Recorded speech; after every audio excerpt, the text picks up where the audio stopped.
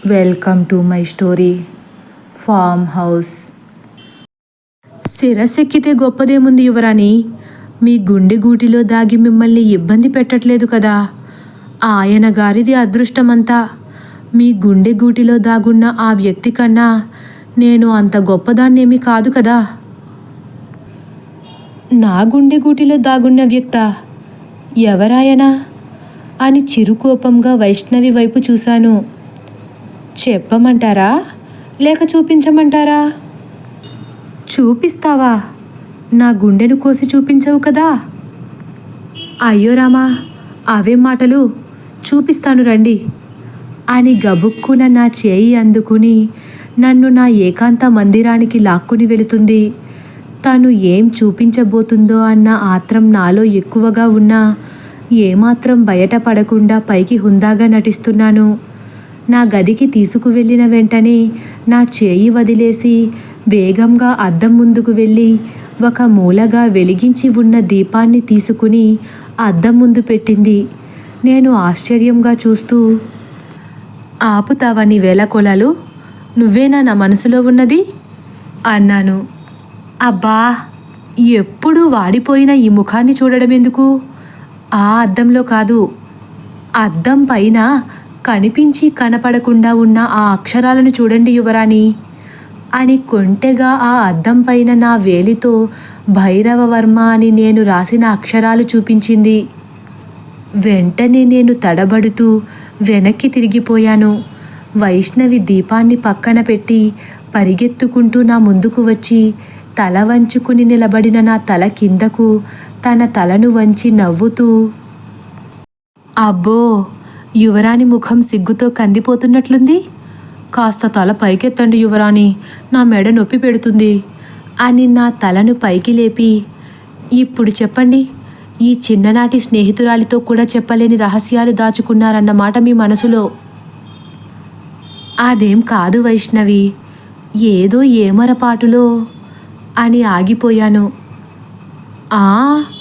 ఏదో ఏమరపాటులో మీ తండ్రి గారి పేరు, తల్లిగారి పేరు, మీ పేరు కాకుండా ఆ భైరవవర్మ గారి పేరు రాశారన్నమాట. బాగుంది బాగుంది, బాగుగా ఉంది మీ ఏమరపాటు. నేనింక వైష్ణవి నుంచి తప్పించుకోలేనని అర్థమైపోయింది. మీ పెదాలు విచ్చుకుంటున్నాయి. మీ నోరు నిజం చెప్పకపోయినా మీరు ఆ భైరవవర్మ గారి మీద అంతులేని ప్రేమను పెంచేసుకున్నారని మీ కళ్ళు ఖచ్చితంగా చెప్పేస్తున్నాయి మహారాణి. ఇప్పుడే వెళ్ళి మహారాజు గారికి ఈ విషయాన్ని తెలియజేయండి. ఆయన తక్షణమే ఈ కబురు ఆదిత్యవర్మ గారికి చేరవేస్తారు. ఇక ఆలస్యం చేయకండి యువరాణి. నాకెందుకో మీ ఎన్నికే సరైనదనిపిస్తుంది. ఎలాగో రేపు ఆ చంద్రపురికి వెళుతున్నారు కదా, జరగాల్సిన స్వయంవరమేదో అక్కడే జరిగిపోతుంది అని ఆగకుండా మాట్లాడేస్తుంది వైష్ణవి. నేను మాత్రం ముభావంగా, భైరవవర్మ నాతో స్వయంవరానికి తిరస్కరించారు కదా, నాకు ఇష్టమని చెబితే మాత్రం ఆయన ఒప్పుకుంటారని నమ్మకం లేదు కదా వైష్ణవి. మిమ్మల్ని చూస్తే ఒప్పుకోకుండా ఉండరు యువరాణి.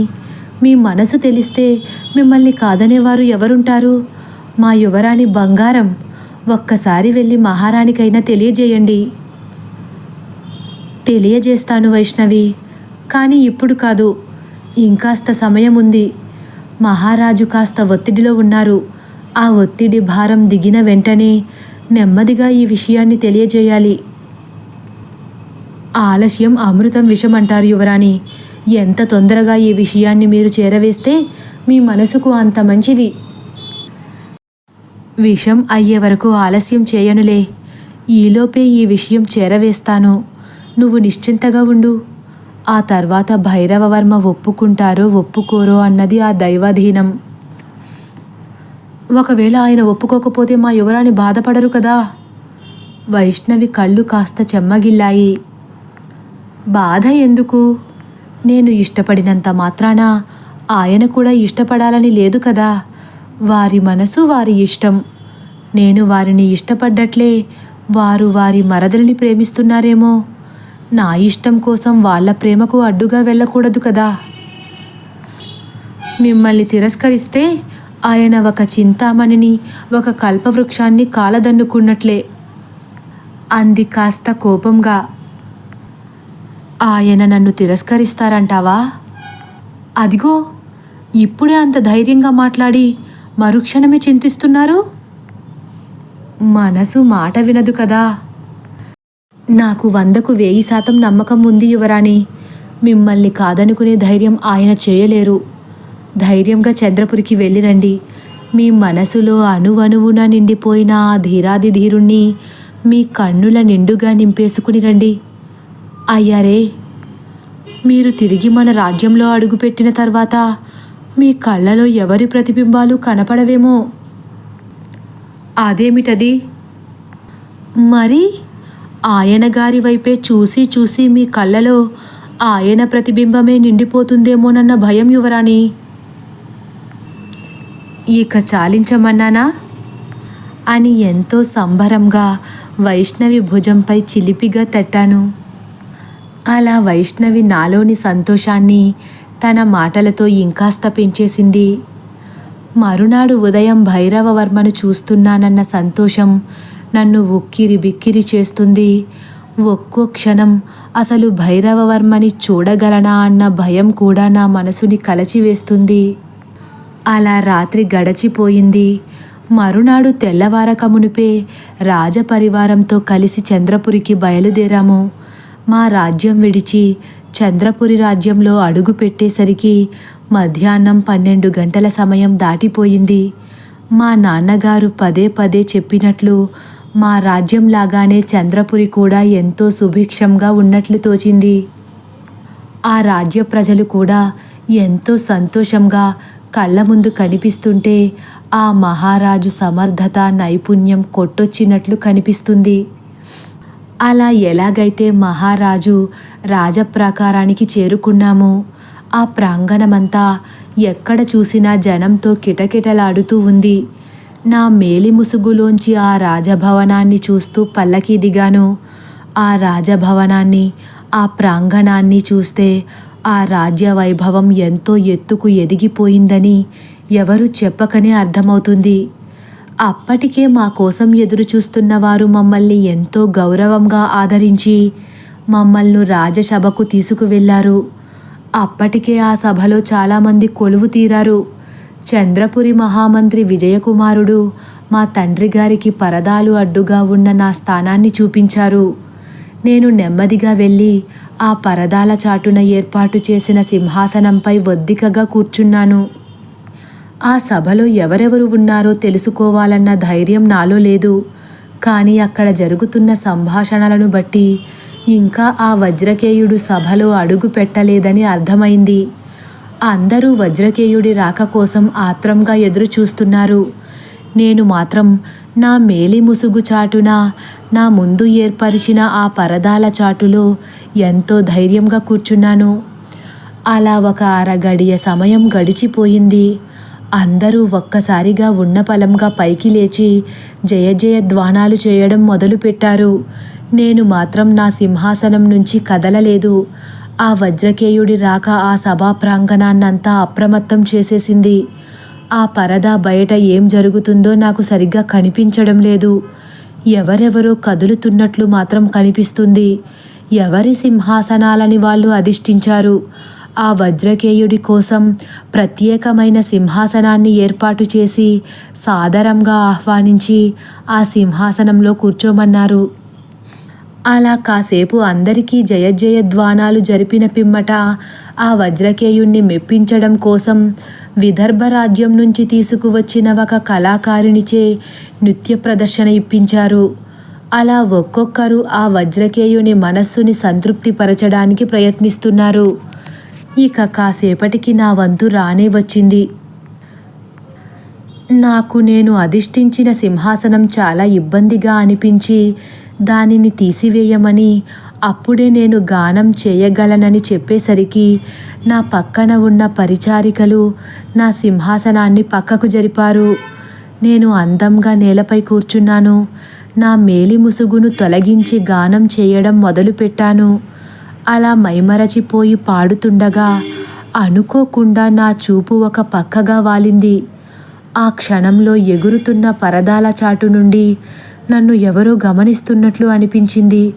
మళ్ళీ ఆ పరదా మూసుకుపోయింది. నేను మాత్రం నా పాటను ఆపలేదు.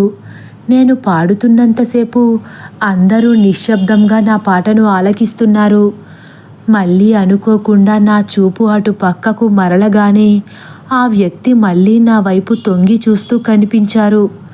నా మనసులో ఒక్కసారే అలజడి. ఒకవేళ ఆ వ్యక్తి వజ్రకేయుడైతే అని నా మనసులో ఆలోచన తలెత్తగానే వెంటనే క్షణం కూడా ఆలస్యం చేయకుండానే నా మేలి ముసుగును ధరించి ధైర్యంగా నా పాటను పూర్తి చేశాను. అలా ఆ రోజు చాలా వింతగా గడిచిపోయినప్పటికీ మా సామంత రాజ్యాలతో స్నేహానికి వజ్రకేయుడు ఒప్పుకున్నాడు. అందరి శ్రమ ఫలించిందని సంతోషపడ్డాము. మా తండ్రి గారి గుండెల్లో భారమంతా దిగిపోయింది. ఆ రోజుకు మమ్మల్ని అక్కడే బస చేయమని అడిగినప్పటికీ మా తండ్రి గారు 2 రోజుల్లో నాకు స్వయంవరం ఉందని చెప్పి అందుకే అత్యవసరంగా మా రాజ్యానికి బయలుదేరాలని వాళ్లకు నచ్చచెప్పారు. అలా మేము మళ్ళీ తిరిగి మా రాజ్యానికి బయలుదేరిపోయాము. మరునాడు ఉదయం నేను మా తండ్రి గారితో ఇక ఆలస్యం చేయకుండా స్వయంవరం రద్దు చేయమని చెప్పాలనుకున్నాను. అనుకున్నదే తడవుగా మా తండ్రి గారి వద్దకు వెళ్ళి, తండ్రి గారు, నాకు ఇప్పట్లో వివాహం చేసుకోవాలన్న కోరిక లేదు అని తడుముకోకుండా చెప్పేశాను. ఆయన ఆశ్చర్యపోయి, అదేమిటి తల్లి, నువ్వు ఒప్పుకున్న తర్వాతనే కదా నీ స్వయంవరాన్ని ప్రకటించాము. నన్ను క్షమించండి. ఎప్పుడూ క్షమాపణలు చెప్పే పరిస్థితులు తెచ్చుకోకూడదు ఇందువదన. స్వయంవరం రద్దు చేయండి తండ్రి గారు. సరే యువరాణి, దీని గురించి తీరికగా మీతో రేపు మాట్లాడతాను. ఈరోజు చంద్రపురి యువరాజు భైరవవర్మ మన రాజ్యానికి వస్తున్నారని కబురు అందింది అని మా తండ్రి గారు కంగారు పడుతూ అన్నారు. భైరవవర్మ? అవును ఇందువదన, భైరవవర్మే వస్తున్నారు. ఏ విషయమై వస్తున్నారు? ఆయన వస్తే గాని ఆ విషయం తెలియదు. మేము వెళ్ళి వారి రాకకు స్వాగత సత్కారాలు ఏర్పాటు చేస్తాము. మీరు కూడా ఆయనతో అంతే గౌరవంగా మసలుకుంటారని ఆశిస్తున్నాము. తప్పకుండా తండ్రి గారు అని తలాడిస్తూ ఉండిపోయాను. మా తండ్రి గారు మాట్లాడుతూనే హడావిడిగా అక్కడి నుండి వెళ్ళిపోయారు. ఆ రోజు సాయంత్రం భైరవవర్మ రానే వచ్చారు. మా తండ్రి గారు చేయాల్సిన గౌరవ సత్కారాలు చేసిన పిమ్మట, భైరవ, మీరు ఇంత అత్యవసరంగా మా రాజ్యానికి ఏ విషయమై విచ్చేశారో తెలుసుకోవాలని ఆరాటపడుతున్నాను అని అడిగారు మా తండ్రి గారు. మహారాజా, మీకు ఎటువంటి అభ్యంతరం లేకపోతే నేను మీ యువరాణిని వివాహమాడాలని అనుకుంటున్నాను మహారాజా అన్నారు భైరవవర్మ. ఎంత మాట! మీలాంటి ధీరుడు వచ్చి పిల్లనడిగితే కాదని ఎవరు మాత్రం అంటారు? ఇది ఎంతో సంతోషకరమైన వార్త. కానీ ఇందువదనకు ఇప్పట్లో వివాహం చేసుకోవాలన్న ఆలోచన లేదని మాతో నిన్ననే చెప్పారు. తదుపరి భాగం కోసం వేచి ఉండండి. ఒకవేళ నా కథ కానీ మీకు నచ్చినట్లయితే లైక్ చేసి సబ్స్క్రైబ్ చేయడం మర్చిపోకండి. Thank you for watching.